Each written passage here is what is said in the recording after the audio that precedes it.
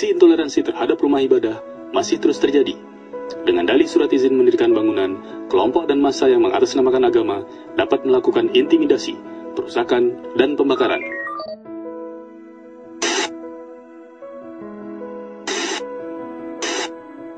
Pemirsa, hari ini terjadi lagi bom bunuh diri di Indonesia. Bom tersebut meledak di salah satu rumah ibadah di Solo.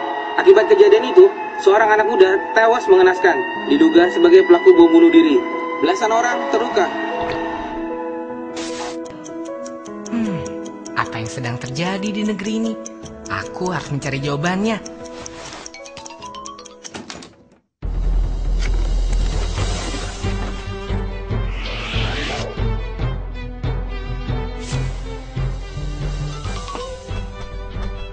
Halo, saya Tara Biru. Yuk kita cari tahu tentang Nusantara.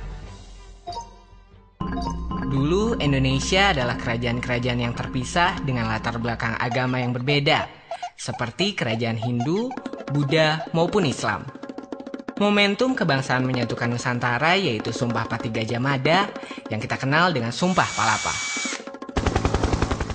Lalu Indonesia memasuki era kolonialisme, dimulai dari Portugis di bawah pimpinan Alfonso de Albuquerque pada rentan tahun 1511 sampai 1574. Lalu Spanyol pada periode 1521 sampai 1646.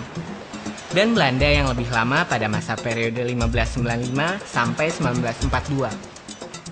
Tahun 1908, sekelompok pemuda mulai berjuang melawan penjajah.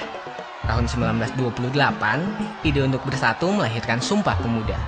Tokoh lintas etnis dan agama antara lain Abdul Kahar Muzakir, Kiai Haji Abdul Halim, Haji Agus Salim, Abi Kusno Cokrosuyoso, Kasman Singadimeja, Haji Teguh Muhammad Hasan, Haji A.A. Sanusi, A.A. Maramis, Dr. G.S.S.J. Ratulangi, Latuhar Hari, Tan Eng Hwa, I Gusti Ketut Puja, A.R. Baswedan, Haji Abdul Wahid Hasim, Kiai Haji Maskur, Kiai Haji Bagus Hadikusumo, dan Kiai Haji Mas Mansur merumuskan negeri yang mereka cita-citakan.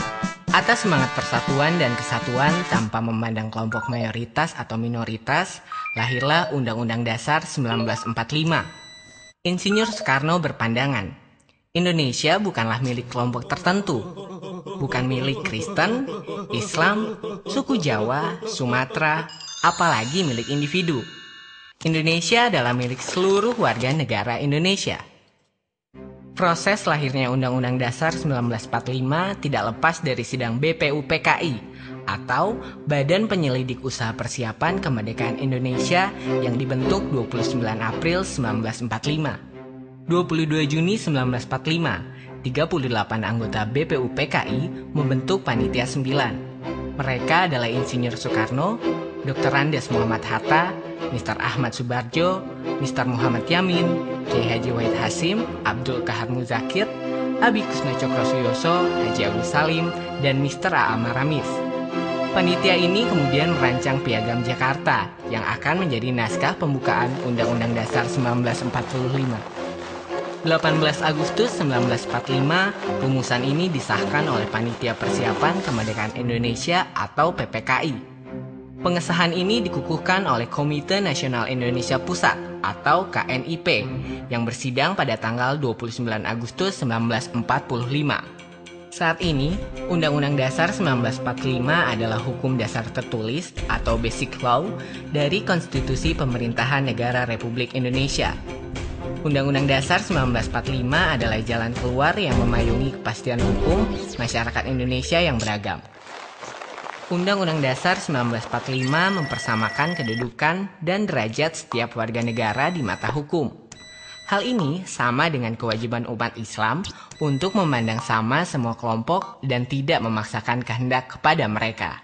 Setelah diskusi panjang, para pendiri negara sepakat memilih Pancasila sebagai ideologi bangsa dengan mempertimbangkan Pancasila mewakili karakter bangsa Indonesia.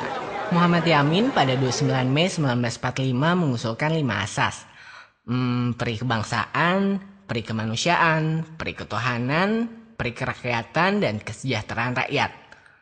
Lalu Supomo pada 31 Mei 1945 mengusulkan asas persatuan, keseimbangan lahir dan batin, kekeluargaan, keadilan rakyat, dan musyawarah. 1 Juni 1945, Insinyur Soekarno mengusulkan 5 asas Pancasila, yaitu nasionalisme dan kebangsaan Indonesia, internasionalisme dan perikemanusiaan, mufakat dan demokrasi, kesejahteraan sosial, serta ketuhanan yang Maha Esa. Kelima asas usulan Insinyur Soekarno ini jika diperas menjadi 3 sila, yaitu sosionasionalisme, sosiodemokrasi, serta ketuhanan yang berkebudayaan. Dan jika diperas menjadi 1 sila, yaitu gotong royong. Ini menggambarkan karakter bangsa Indonesia. Pancasila melahirkan sistem demokrasi terbaik bagi Indonesia yang memiliki keragaman kelompok masyarakat dan keyakinan beragama. Demokrasi Pancasila dapat menekan upaya kelompok-kelompok yang ingin menerapkan agama sebagai ideologi bangsa. Ketakwaan terhadap Tuhan tidak hanya sebatas ritual, tetapi juga bagaimana kita berakhlak baik kepada orang lain yang berbeda. Sila-sila dalam Pancasila itu sama dengan nilai-nilai dalam Islam. Sila pertama mengajarkan kita ketakwaan terhadap Tuhan. Kita selalu diawasi oleh Tuhan dalam segala perbuatan yang kita lakukan. Sila kedua mengajarkan kita untuk adil, disiplin, dan beradab. Sila ketiga menahan kepentingan diri sendiri maupun golongan dengan lebih mengedepankan kepentingan bangsa. Sila keempat memberikan kepercayaan kepada wakil-wakil kita, yaitu memberikan kekuasaan kepada mereka untuk mengatur dan menjalankan negara serta pemerintahan melalui penerapan nilai-nilai yang pro kepentingan masyarakat. Sila kelima merupakan output dari seluruh nilai kebaikan, yaitu dapat menciptakan keadilan sosial bagi seluruh rakyat Indonesia. Keanekaragaman adalah ketentuan dan anugerah yang diberikan Allah Subhanahu wa Ta'ala. Ini sesuai dengan karakter Islam sebagai agama rahmatan lil alamin, menyebarkan kebaikan untuk seluruh alam. Perwujudan keanekaragaman inilah yang terwakili dalam slogan Bhinneka Tunggal Ika. Kawan-kawan, perpecahan mengancam bangsa kita. Eksistensi Islam tumbuh dan terus berkembang hingga kini karena Islam menyesuaikan dengan kondisi yang ada pada setiap negara. Syariat Islam tidak bertujuan mendirikan negara Islam, melainkan bagaimana kita membangun sebuah negara dengan menjalankan nilai-nilai Islami yang syarat akan kebaikan. Jika sekelompok orang ingin mengganti konstitusi hukum kita dengan syariat Islam, itu bukan jalan keluar yang bijak bagi Indonesia yang heterogen. Pada masanya, Rasulullah membuat Piagam Madinah yang berisi kesepakatan damai, menerima perbedaan, menghormati agama lain, dengan memberikan jaminan keselamatan dan perlindungan dalam menjalankan ritual keagamaan mereka. Itulah agungnya Rasulullah. Kita berkewajiban memerangi upaya pemecah belahan yang dilakukan oleh teroris dan kelompok radikal yang hanya mementingkan kelompoknya sendiri dan seolah dibenarkan oleh agama sesuai penafsiran mereka. Indonesia besar karena sikap toleransi yang bisa menerima perbedaan dengan bijak. Daripada Anda meributkan kegelapan, nyalakan saja lilin untuk menerangi. Lebih baik kita berpikir untuk mencari solusi daripada saling menyalahkan.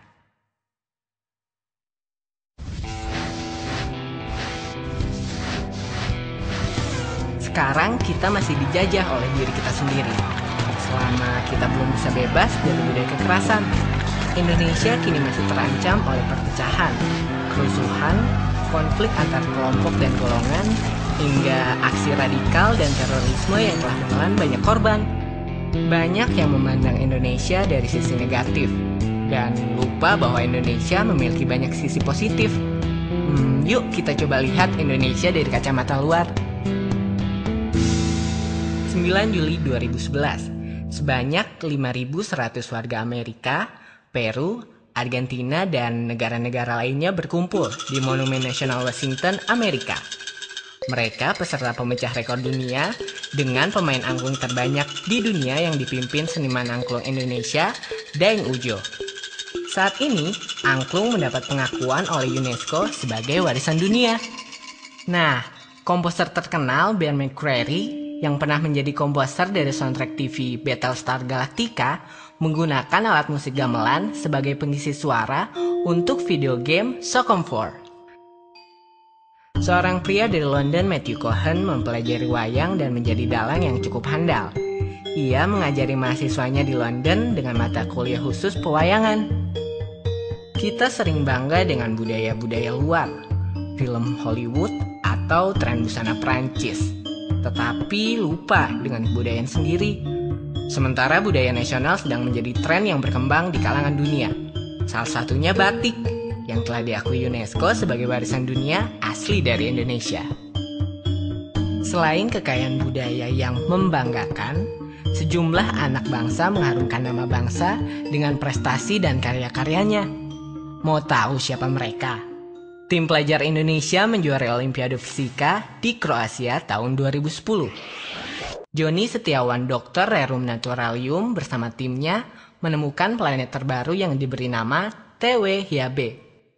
Nelson Tansu menjadi profesor termuda di bidang Electrical Engineering di Amerika Serikat pada usia 30 tahun. Rini Sugianto menjadi animator utama film produksi Hollywood The Adventure of Tintin. Sampai penemu teknologi 4G berbasis OFDM, yaitu Orthogonal Frequency Division Multiplexing, juga dimiliki oleh anak bangsa bernama Profesor Dr. Khairul Anwar. Sebagai generasi muda, apa yang harus kita lakukan? Ya, kita harus berprestasi dan menghargai perbedaan. Dengan melihat Indonesia dari kacamata yang lebih luas, kita tidak hanya melihat keburukan yang ada di Indonesia saja. Nilai-nilai Islam adalah perekat universal. Itulah yang dinamakan nilai-nilai Islam dengan semangat keindonesiaan. Tongkat estafet perjuangan sekarang berada di tangan kalian. Jihad masa kini adalah menghilangkan budaya kekerasan, mempertahankan persatuan dan kesatuan bangsa, meningkatkan kompetensi masyarakat melalui perbaikan mutu pendidikan, kesejahteraan, perekonomian, maupun hubungan sosial. Jangan mau terjebak dengan kefanatikan golongan atau kelompok tertentu yang membutakan hati dan meremehkan orang lain. Kalian adalah agen perubahan sosial bagi Indonesia yang dapat meneruskan nilai-nilai positif budaya Indonesia. Pemuda Indonesia, ayo bangkit!